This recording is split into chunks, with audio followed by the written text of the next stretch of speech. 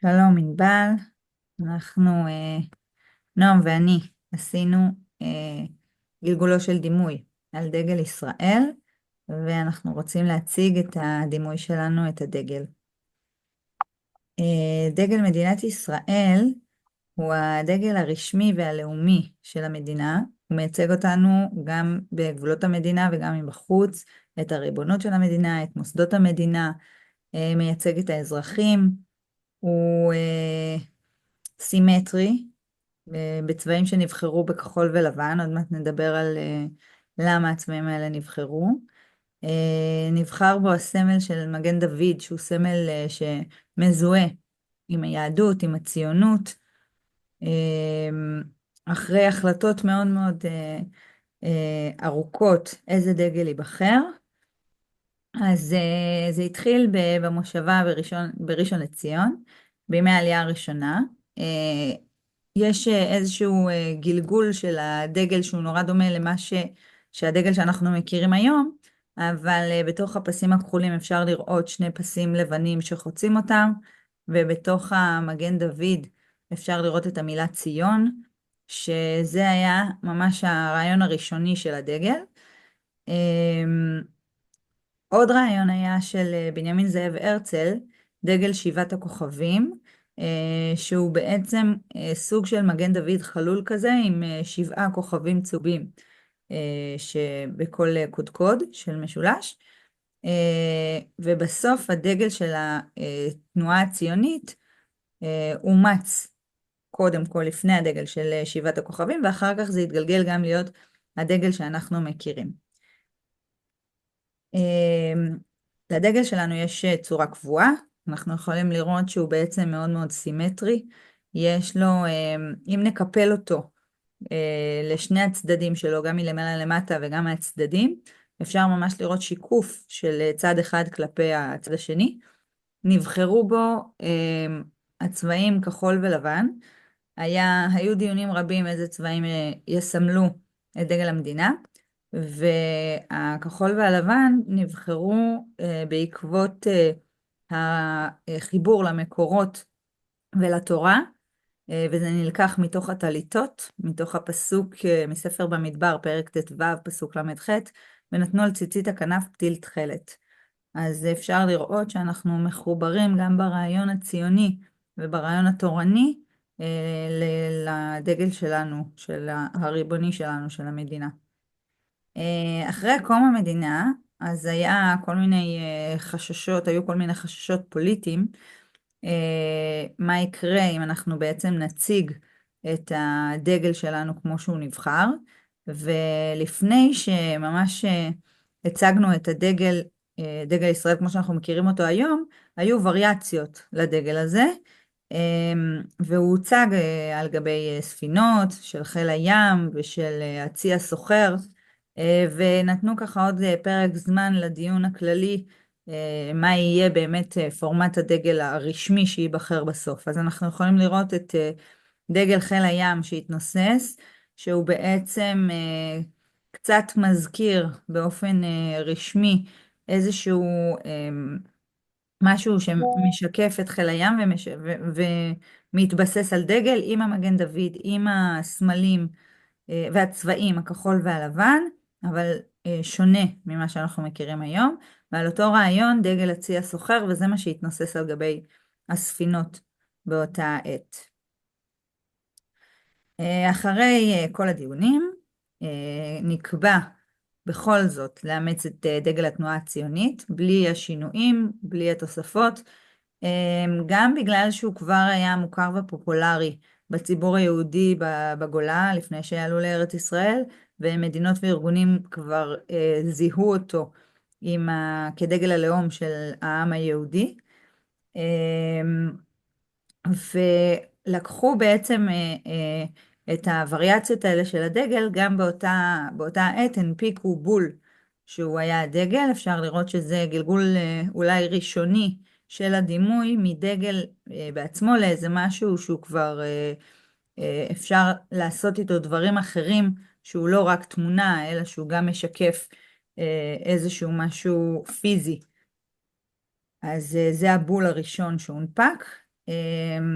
הייתה פה עוד הצעה לעיצוב הדגל, ראינו אותה קודם ממש בווריאציה של התנועה הציונית, אבל זה עם פסים שלמים, בלי הקו הלבן שחוצץ בפנים, והמגן דוד, במקום שהוא יהיה חלול, הוא גם שלם.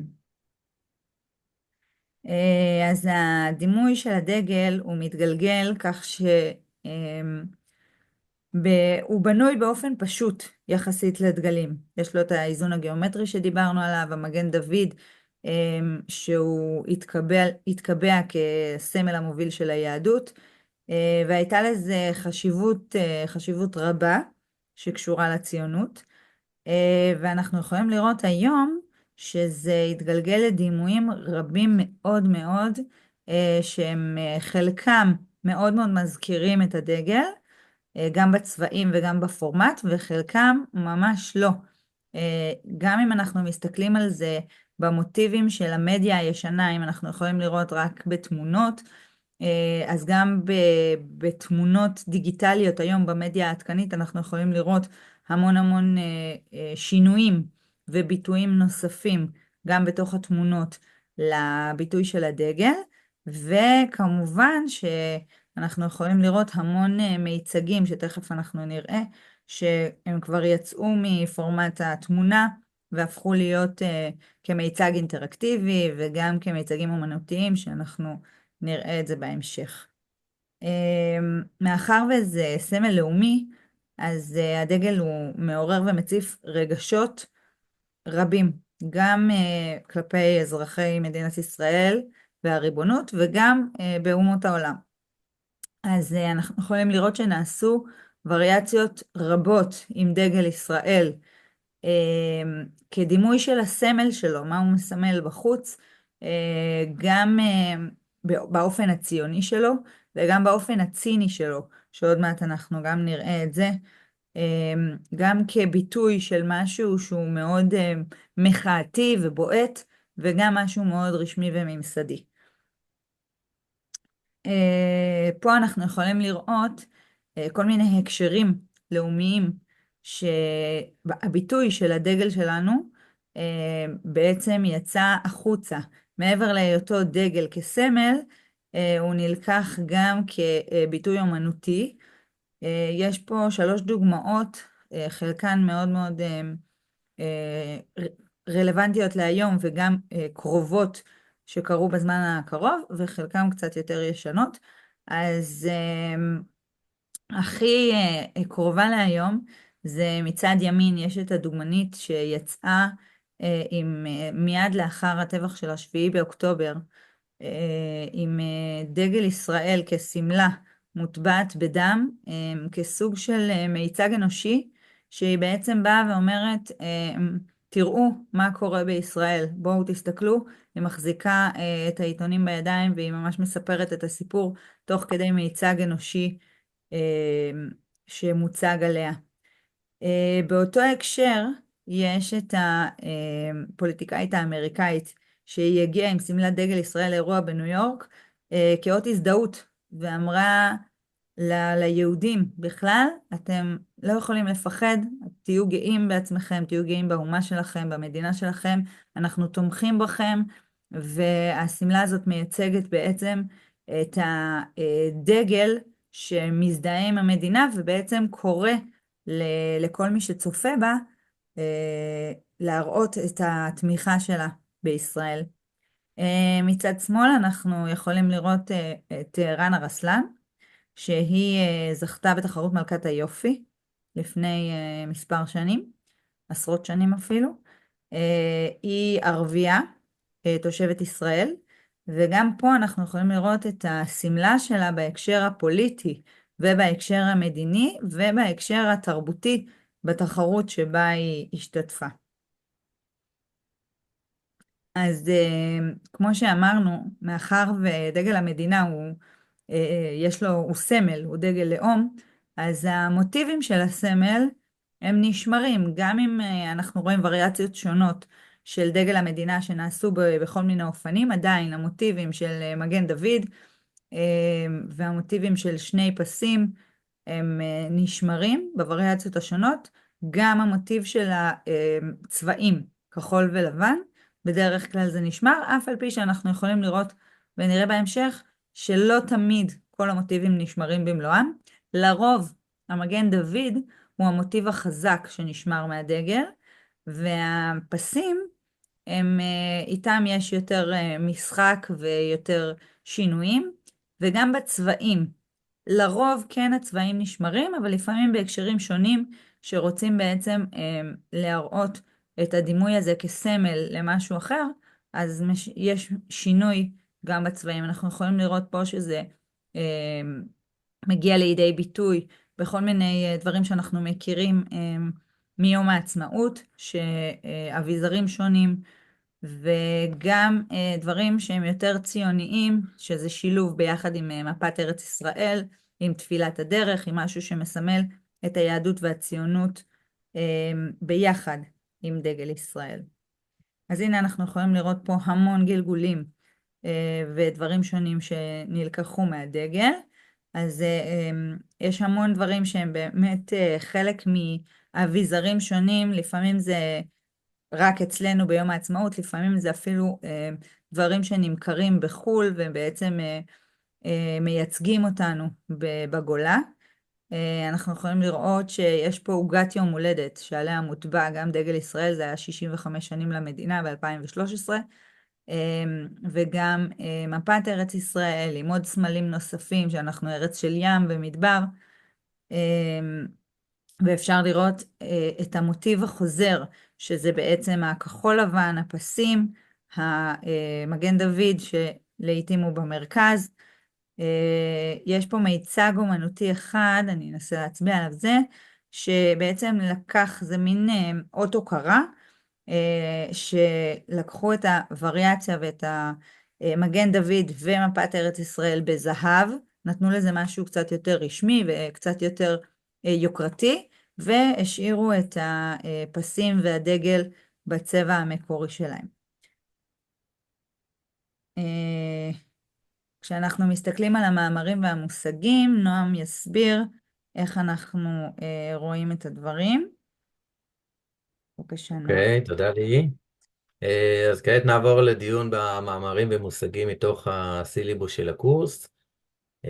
המאמר הראשון שניגע בו קשור לאוונגרד כתוכנה של מנוביץ' לב מ-2007. במאמר אוונגרד כתוכנה טוען מנוביץ' כי העשור המשמעותי של תקשורת חזותית למעשה כבר התרחש בשנות ה-20 של המאה ה-20. בתקופה הזו התפתחו האמצעים החשובים של מונטאז' בצילום ובקולנוע. לדברי מנוביץ', תהליכים אלו השפיעו על התרבות החזותית משום שהיוו את הבסיס לעידן הדיגיטלי. הדיגיטציה אפשרה העצמה ושכלול של אמצעים אלו, היא הפכה אותם לנורמה ועושה בהם שימוש אינטנסיבי במגוון דרכים וכלים שלא התאפשרו קודם. כאן, לטענתו של מנוביץ', מחלחלת ההבנה שהמעבר למחשב לא הביא ליצירתן של צורות חדשות בתרבות החזותית, אלא בעיקר לשימוש ועיבוד מחדש של הקיים. צורות גיאומטריות בסיסיות, כפי שראינו, אנחנו עוד מעט נדבר על מגן הדוד ועל הדגל, למעשה באו לידי ביטוי באופנים חדשים בממשק המחשב, הודות להיותו מבוסס על פיקסלים. אפשר לעבור. ניתן לשער שהטענות המועלות על ידי מנוביץ' מתכתבות עם התפיסה הבסיסית שבשמירה על סמליות. אנו נוטים לשמר סמלים מתוך ההכרה שהשימור מייצר מסורת. מסורת זו נשמרת לאורך ההיסטוריה ומסייעת לקבע את הנרטיב. אותו מייצג הסמל, במקרה שלנו מגן הדוד שהתפתח לדגל ישראל. אפשר לעבור. המושג השני שנתייחס אליו קשור לתקשורת חזותית של רגשות. תקשורת חזותית של רגשות היא בעצם היכולת להעביר ולבטא רגשות באמצעים ויזואליים. האמצעים הוויזואליים מבוססים על אלמנטים בסיסיים כגון צבע וצורה, משתלבים בקומפוזיציה וקצב. היישומים המעשיים של תקשורת חזותית של רגשות מיוצגים באמצעות גרפים כמו לוגויים, כרזות, אריזות ובאמצעות עיצוב דיגיטלי כאייקונים. ממשקי משתמש ואנימציה. בעידן הדיגיטלי מועברים מסרים בין אישיים באמצעות אימוג'י או סלפי המבטאים רגש של שולח או שולחת המסר. הכוונה בתקשורת חזותית של רגשות הינה ליצור תגובות רגשיות מיידיות, אוניברסליות או תת-מודעות, וכן לפתח זיכרון חזותי באמצעות יצירת אסוציאציות, בניית קשרים רגשיים והעצמת המסר. כאן בתמונות אנחנו יכולים לראות גם את האימוג'י, גם עוד איזה המחשה ויזואלית של רגשות באמצעות ברזל, וגם כמובן כלבים הם תמיד מביעי רגשות אולטימטיביים. אז אפשר לעבור. תקשורת חזותית של רגשות מאפשרת פיתוח תקשורת בין תרבותית. היא סוג של שפה תרבותית חוצה גבולות, מובנת ללא מילים, ועל ידי כך מחברת בין תרבויות. המגמות העכשוויות בתקשורת חזותית של רגשות מבוססות על מינימליזם, פשטות, בהירות ומיקוד, וכן על אינטראקטיביות, מעורבות משתמש, חוויה אישית ותגובתיות. תקשורת חזותית של רגשות היא כלי רב עוצמה, המאפשר להעביר מסרים רגשיים מורכבים באופן מיידי ואפקטיבי. היא משמשת במגוון תחומים ומהווה חלק בלתי נפרד מהתקשורת האנושית המודרנית. אפשר לעבור. כשמנתחים את הדימוי של דגל ישראל בהקשר של תקשורת חזותית של רגשות, ניתן להתייחס לצבעוניות ולהרמוניה של השילוב בין הצבע הכחול הלבן. צבעי הדגל מעבירים תחושה של תואר וטהרה, שזה יותר הקשר של הלבן, אמון ויציבות שקשורים יותר לכחול, ורוגע ושלווה הנובעים משילוב הצבעים. סמליות מגן הדוד בצורתו הגרפית המאוזנת מעידה אף היא על יציבות והרמוניה, חוזק וחוסן, וכן על המשכיות ומסורת. הדגל בכללותו הוא בעל השפעה רגשית רבה, ומעורר תחושות של שייכות וזהות, גאווה לאומית, אחדות וקהילתיות וחיבור למורשת. הדגל כאלמנט בתקשורת חזותית משמש כאמצעי לביטוי באירועים של שמחה, למשל חגיגות, אירועים לאומיים, לא עלינו מקרים של אבל ויגון, כמו הלוויות צבאיות, ימי זיכרון, סולידריות במקרה של הפגנות תמיכה, ומחאה במקרה של הפגנות מחאה. ההשפעה התרבותית של דגל ישראל באה לידי ביטוי במגוון היבטים כגון עיצוב גרפי ישראלי, מיתוג לאומי ותקשורת ויזואלית מוסדית. לסיכום, הדגל מתפקד כאמצעי תקשורת רגשית עוצמתי, המחבר בין הפרט לקולקטיב, ומעביר מסרים רגשיים מורכבים באמצעות אלמנטים עיצוביים, פשוטים וברורים. כאן בתמונה אנחנו יכולים לראות את דגל ישראל בווריאציה של נורות לד על גשר המיתרים בכניסה לירושלים. תכף ייגמר כעת לנו נדבר הזמן על של מושג ההקלטה. נוסף שנקרא עיצוב פוסט-אנושי, Post-Human Design. עיצוב פוסט-אנושי, או כפי שהוצג בקורס עיצוב בטר-אנושי, הוא זרם עיצובי ופילוסופי שמאתגר את התפיסות המסורתיות של עיצוב וטכנולוגיה. הוא בוחן את היחסים המשתנים בין האדם, הטכנולוגיה והסביבה בעידן הדיגיטלי והביוטכנולוגי.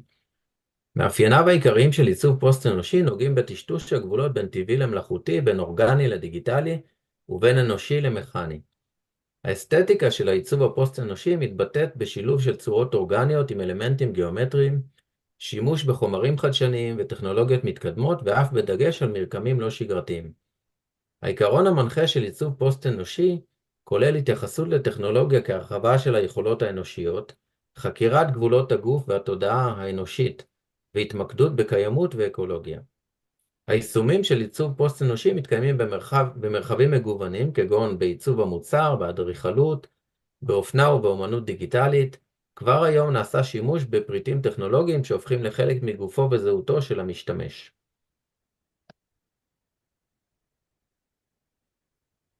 דגל ישראל עם הפסים הכחולים והמגן דוד משקף עיצוב סמלי ומסורתי. בהקשר של עיצוב פוסט-אנושי ניתן להבחין בכמה נקודות חיבור מעניינות. למשל, מינימליזם וגיאומטריה. דגל ישראל מבוסס על צורות גיאומטריות פשוטות יחסית.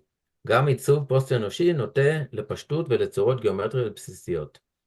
סימבוליזם, כמובן, דגל המגן דוד שלנו מייצג רעיונות מופשטים כמו זהות וקהילה. עיצוב פוסט-אנושי עוסק אף הוא בשאלות של זהות ומשמעות תוך התמקדות בעידן הטכנולוגי. שילוב בין מסורת לחדשנות, הדגל משלב סמלים מסורתיים בעיצוב מודרני בהקבלה לעיצוב פוסט-אנושי, המשמר אלמנטים עיצוביים מהעבר תוך חשיבה על העתיד. ולבסוף, אוניברסליות, הצורות הבסיסיות בדגל מדברות שפה עיצובית אוניברסלית.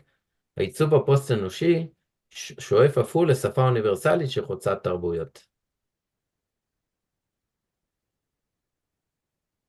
המאמר האחרון שנציג קשור יותר, זה בעצם ספר שנקרא פרקטיקות של הסתכלות, שנכתב על ידי מריטה סטורקן וליסה קארטרייט.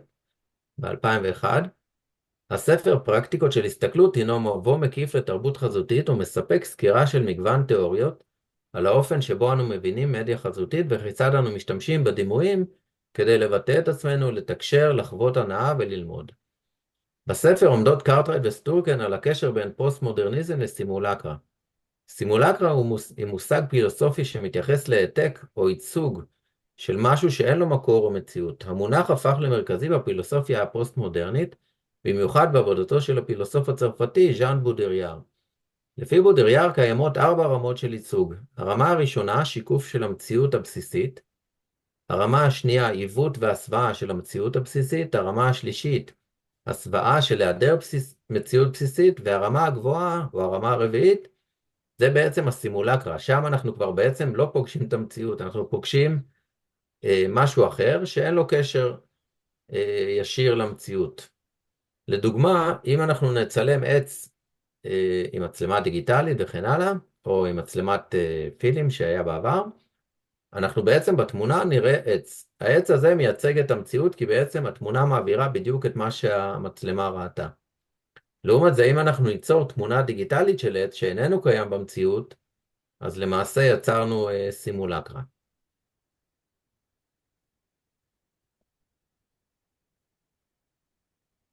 אפשר להעביר? אתה רואה את השקף? לא, האמת שאני... לא, זה לא עבר, אבל תחזרי אולי רגע אחורה, רק שנגיד עוד מילה אחת על השקף הקודם. אז כאן אפשר כמובן לראות וריאציות שונות של המונליזה, החביבה עלינו, שבעצם כל אחת מהן היא סימולקרה, היא לא בעצם הציור האמיתי או הצילום האמיתי של המונליזה, ולכן יש לנו פה דוגמה לסימולקרות של המונליזה. עכשיו אפשר לנו. כעת נדון טיפה בשאלה האם ניתן ליצור סימולקרה של דגל. זאת אומרת, דגל בעצם הוא מוצר מובהק שחוזר על עצמו, ובעצם האם אנחנו יכולים ליצור סימולקרה של דגל או סימולקרה של דגל ישראל במקרה שלנו. הרעיון של יצירת סימולקרה של דגל עשוי לעורר חשיבה שהרי הדימוי של דגל איננו משתנה. בין אם בצילום, בין אם בשימוש בכלי עיצוב אחר כגון ציור או עיבוד דיגיטלי. למעשה, אם אנחנו מציירים עכשיו דגל, יש לנו בדיוק את אותו דגל שאנחנו נקבל גם אם אנחנו מצלמים אותו מבחינה ויזואלית. מצד שני, ובמובן מסוים, כל ייצוג של דגל שאינו הדגל הרשמי, כפי שמוגדר בחוק, או כפי שהוצג בתחילת העבודה, בתחילת המצגת, אז כבר למעשה אנחנו יצרנו סוג של סימולקרה. ובכל זאת, אם נרצה ליצור סימולקרה אמיתית, כלומר ייצוג של הדגל שמתנתק מהמקור ויוצר משמעות חדשה, ניתן לחשוב על שינוי של צבעים תוך שמירה על המבנה, או שינוי של הפרופורציות, או הוספת אלמנטים חדשים, כפי שאנחנו יכולים לראות בדוגמאות למטה. בתקופה האחרונה באמת נוצרו מספר, אפשר לקרוא להם סימולקרות של דגל ישראל, בווריאציות שקשורות למאבק להחזרת החטופים. בכל מקרה חשוב לזכור שיצירת סימולקרה של דגל לאומי, באופן כללי כמובן, היא נושא רגיש שדורש התייחסות מכבדת, במיוחד בהקשר של סמלים לאומיים, המוגנים בחוק ובעלי משמעות רגשית עמוקה לרבים. אני אחזור ואדבר על הקשרים האפשריים בין הדימוי לבין קהילות דיגיטליות. אז דגל ישראל הוא חלק מסמלי המדינה. זה יבוא לידי ביטוי בכל קהילה דיגיטלית שמזדהה עם הסמל, מרגישה פטריוטיות, אם יש לה קשר ישיר או עקיף למקום, לציונות, לערכים של המדינה. אנחנו ניתן כמה דוגמאות, למשל קהילות ממשלתיות, משרדי ממשלה, הצבא, ערים ועיריות, ארגונים ברוח הציונות, כמו קשר יהודי, כמו הסוכנות היהודית, תיירות פנים, רכבת ישראל, חברות תעופה כמו אל על, שהיא החברה הרשמית של ישראל, ועוד ועוד. וסביר להניח כי כל קהילה דיגיטלית תשתמש בדימוי הדגל בפורמט שונה. כל קהילה והאופי של הקהילה והערכים שלה. אם זה בעצם קהילות שהן בחסות המדינה, אז הם ייקחו את הפורמט הרשמי, הפשוט, הברור. הם יכולים להשתמש בתמונה של דגל המדינה, משהו שהוא לא באמת אה, משתנה יותר מדי, ואם אנחנו נדבר על קהילות דיגיטליות שירצו להעביר מסרים אחרים, לדוגמה מסרים מחאתיים או פוליטיקה, הקשרים של אומנות או תרבות, אז יש סבירות שהם ישתמשו בדימוי, בתמונה של הדגל בווריאציות שונות, ישלבו סרטונים, מיצגים אינטראקטיביים. יכולנו לראות שם באחת התמונות את המיצג שהיה בירושלים על גשר המיתרים, של דגל המדינה מואר. אנחנו מכירים את זה גם מכיכר רבין, גם ממגדלי עזריאלי, ובכל מיני מקומות שמאירים בעצם את דגל המדינה ומשתמשים בזה כמיצגים אינטראקטיביים. והקשרים האפשריים בין הדימוי לבין הקהילות דיגיטליות, זה באמת תלוי פורמט. הפורמט הרשמי הוא בעצם התמונה של הדגל, שהוא תורם למסרים ערכיים, ממסדיים, מוקפדיים, משהו הרבה יותר מחייב, רציני וסמכותי. והפורמטים האחרים, שיכולים להגיע בכל מיני וריאציות, הם יתרמו למסרים ייחודיים, פורצי גבולות, משהו יותר אומנותי, פילוסופי, שמעלה שאלות, דברים טכנולוגיים. לכל פורמט יש את היתרונות והחסרונות, זה מאוד תלוי בקהילה הדיגיטלית אליה הוא שייך, ודגל המדינה כסמל הוא יכול להתבטא בפרשנות רשמית או בועטת, זה מאוד תלוי איזה מסר הקהילה רוצה להעביר. ואנחנו ממש נגמר לנו זמן ההקלטה, אז אנחנו רק נסיים בלראות את הדגל, דגל המדינה כמו שהוא, בפורמט הרשמי שלו, לעומת מיצג של דגל המדינה שרוצה להביע פה דברים אחרים, ולוקחים את זה ליותר כיוון אומנותי. זה